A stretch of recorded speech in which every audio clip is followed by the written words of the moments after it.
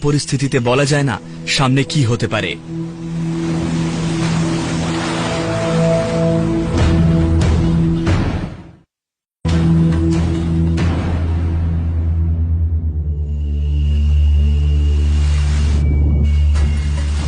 আমি এখনো পুরোপুরি সুস্থ হইনি, তবে আমায় এগিয়ে যেতে হবে। নদী বেয়ে নিচেও নামতে হবে।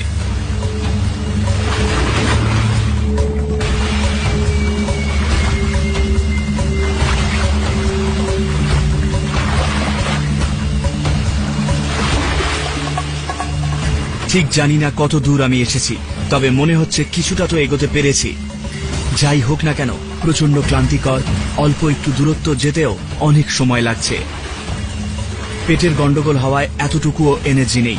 তাছাড়া দুদিন ধরে ঠিকমতো খাবারও খাইনি। আমি জানি যে জঙ্গলে খুব তাড়াতাড়ি রাত নেমে আসে। আমার চাই আস্তানা আর খাবার। আমার আবার খিদে পাচ্ছে। তেমন কোনো ফলও চোখে পড়ছে না, কিন্তু গত রাতের ঘটনার পর আমি কোনো রকম ঝুঁকি দিতে রাজি নই।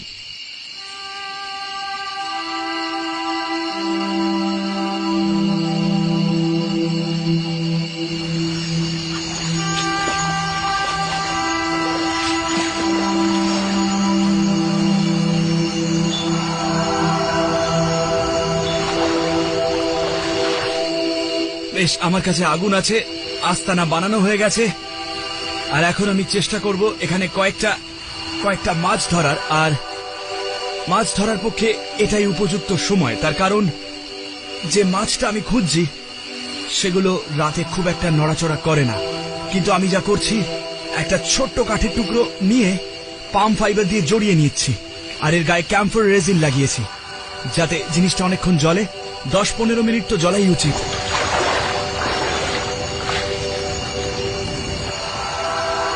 আমি মশালটা ঠিক জলের উপরেই ধরেছি, যাতে শ্রিম্প কিংবা ক্রেফিশ দেখতে পাই। কয়েকটা লতা দিয়ে একটা লাঠির মাথায় ছুরিটা বেঁধে নিয়েছি। যদি কিছু দেখি, এটা দিয়েই মারব। ধরার সুবিধের জন্য এটা লম্বা করে নিয়েছি।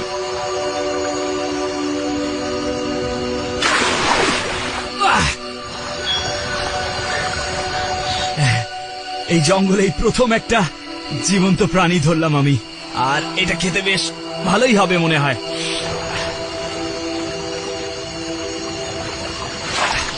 এই ক্রেফিশগুলো ছুরি ছাড়াও ধরা খুবই সহজ।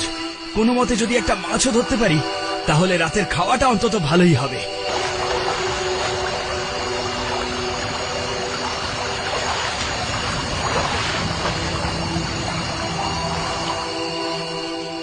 ভাগ্য ভালো যে কোথায় গেল? এই যে ধরেছি। আয়, আরে বিশ্বাসই হচ্ছে না, বিশ্বাস করতে পারছি না। এটা ধরেছিলাম, কিন্তু এটা মারা গেছে। ছুরি মারতেই মাছটা মরে গেল। এদিকে মশালটাও নিভতে শুরু করেছে।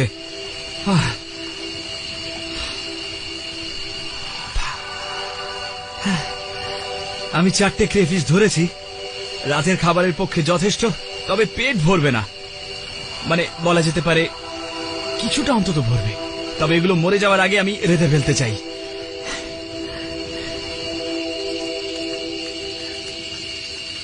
নিজের মনোবল বাড়াতে পারলে বাঁচার পথ সুগম হয়।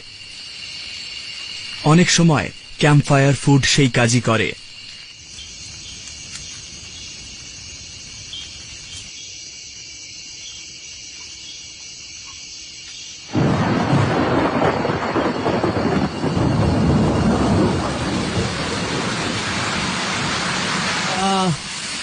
এখানে অনেকক্ষণ ধরে বৃষ্টি পড়ছে, বলতে পারেন প্রায় 4 ঘন্টা, আর আমাকে জ্বালাচ্ছে। কিছুই দেখতে পাচ্ছি না, আর এইখানে টিকে থাকাও খুব মুশকিল। আর এটা এখন আমার ধৈর্যের পরীক্ষা নিচ্ছে, আর হতাশা লাগছে। সত্যি আর পাচ্ছি না। প্রথম 2 ঘন্টা ঠিক ছিল, কিন্তু তারপরে যা মুষলধারে শুরু হলো, আর নিতে পারছি না।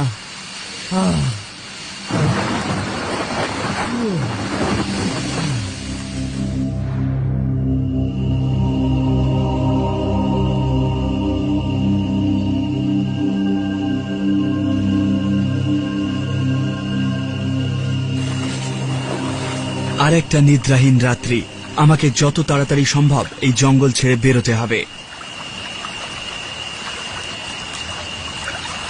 আর মাত্র কয়েক কিলোমিটার পরেই চেহারাটা একেবারে অন্যরকম। মাটিটা বেশ সমতল, নদীটাও অনেকটা চওড়া। আমি নদীর ধার দিয়ে যাচ্ছি, চারপাশটা জলে ভেসে গেছে। আমি এখন একটা শান্ত নদীর ধারে দাঁড়িয়ে রয়েছি। হয়তো এটাই আমায় এই জঙ্গল থেকে বেরোবার পথ হতে পারে। যদি কোনো মতে নদীটা ধরে এগিয়ে যেতে পারি, তাহলে হয়তো শেষ পর্যন্ত কোনো গ্রামে অথবা সমুদ্রের কাছে পৌঁছে যাব। আর কপাল সহায় থাকলে আজ রাতে হয়তো আমি কোনো একটা গরম বিছানায় শুতে পারবো।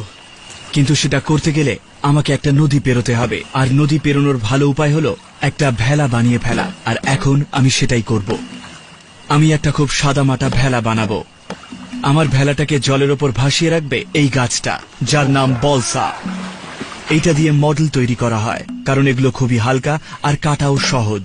এত সহজ যে আমি গাছটা ছুরি আর পাথর দিয়েই কেটে ফেলতে পারি। এই জঙ্গলে এটাকে ঈশ্বরের দান বলা যেতেই পারে। যদিও গাছটা দেখতে খুব ভারী, কিন্তু এটা এতটাই হালকা যে নিজেকে সুপারম্যান মনে হবে। এতদিন পর নিজেকে সত্যি একটু স্ট্রং বলে মনে হচ্ছে। আমি গাছের ছাল দিয়ে ভেলাটাকে বেঁধে ফেলব। এগুলো যতটাই পোক্ত ততটাই নমনীয়।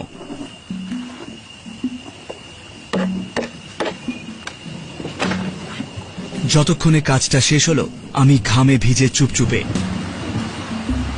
আশা করছি যে এটা আসন্ন কোনো বিপদের পক্ষে রীতিমতো শক্ত আর যথেষ্ট মজবুত। দেখা যাক কি হয়।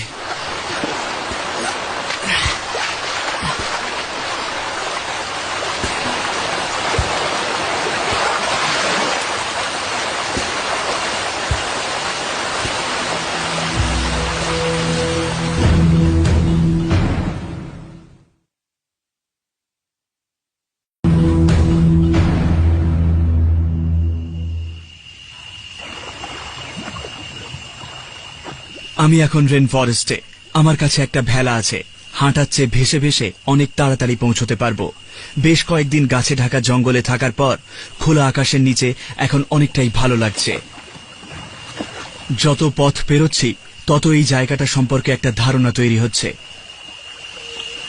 আমি বোধহয় সমুদ্রের কাছাকাছি চলে এসেছি, কারণ রেন ফরেস্ট শেষ হয়ে গেছে। আর এইগুলো ম্যানগ্রোভ, নোনা জলের গাছ, যেগুলো ট্রপিক্যাল কোস্টাল এরিয়াতে জলের মধ্যেই জন্মায়। এর থেকে বোঝা যাচ্ছে যে আমি জঙ্গল ছাড়িয়ে ক্রমশ বালির চরের দিকে এগোচ্ছি। কিন্তু শুধু গাছপালাই বদলে যাচ্ছে না, নদীও বদলে যাচ্ছে। এখানে স্রোত অনেক বেশি, যেন মনে হচ্ছে আমি দড়ির ভেলায় ভেসে যাচ্ছি। আমি ভেলায় ভাসতে পারি, তবে স্রোতের সঙ্গে লড়তে পারছি না। যদি সতর্ক না হই তাহলে সোজা প্যাসিফিকে গিয়ে পড়ব। তাই আমায় খুঁজে দেখতে হবে যে ম্যানগ্রোভের মধ্যে দিয়ে বেরোবার অন্য কোনো পথ আছে কিনা।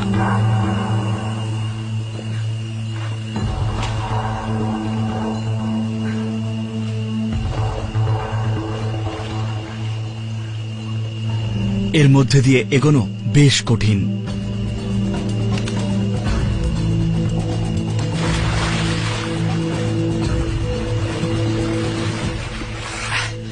এই জায়গাটা দেখে মনে হচ্ছে যেন কোনো দুঃস্বপ্ন। এগুলো এত তীক্ষ্ণ যে আমার হাত পা কেটে যাচ্ছে। তাছাড়া বোঝাও যাচ্ছে না কোনগুলো জীবিত আর কোনগুলো মৃত।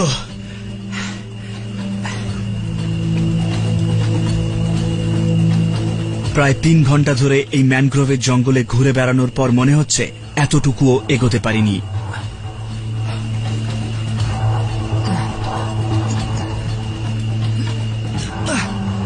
যেভাবে জলের মধ্যে দিয়ে সিলভার লিম্বস গুলো মাথা তুলে দাঁড়িয়ে আছে দেখে বেশ ভয় করছে।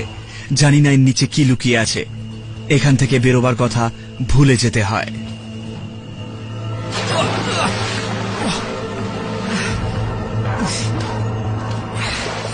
আমি আবার ফিরে গিয়ে নদী পথ ধরেই এগোবো বলে ঠিক করলাম।